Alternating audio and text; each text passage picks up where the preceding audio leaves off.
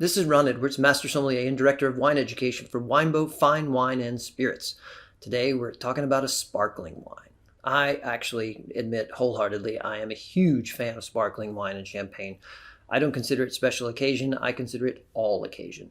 And one of the best ways to have all occasion sparkling wine is to have great sparkling wine at fair prices. And so today I wanted to introduce you to or remind you about Jansz Premium Rosé sparkling wine out of Tasmania.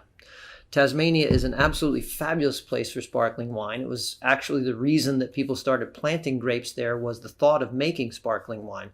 And their methods there are classical, and they use 78% Pinot Noir in this particular bottling with 22% Chardonnay. And having stood in their vineyards in Tasmania, I can tell you that this is a great place for sparkling wine. It's exposed to the coolness of the Southern Ocean.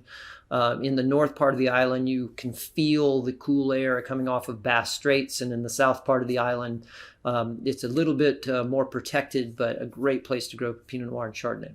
So let's find out what this wonderfully pale pink rosé is all about by tasting it.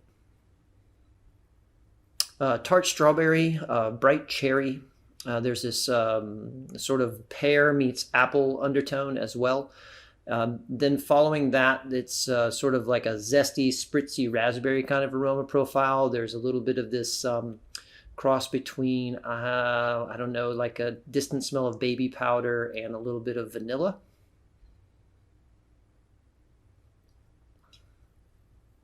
There's a beautiful undertone of sweet cocoa powder.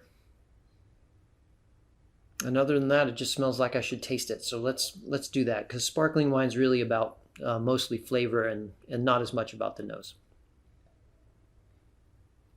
The first thing you have to know about sparkling wine is, how's the texture? How are those bubbles integrated?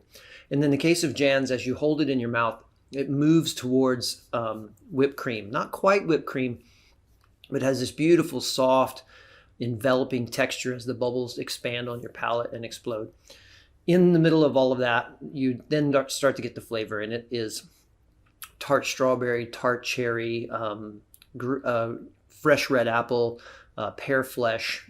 There's this now coming through is sort of a cross between, well, actually it's a combination between cocoa powder and raspberries, almost like you're having a raspberry covered in chocolate. Really delightful. Let's have another sip and see what else shows up. Pretty much the same through the second sip. It just is increasingly more pleasurable in that it gets that soft, enveloping feel in the palate. It's very refreshing. There is something new here. It's like a distant herbal note in the very back. Kind of like a savory, something you'd put in to make sauce with. It's really. I didn't expect that at all, and it's really delightful.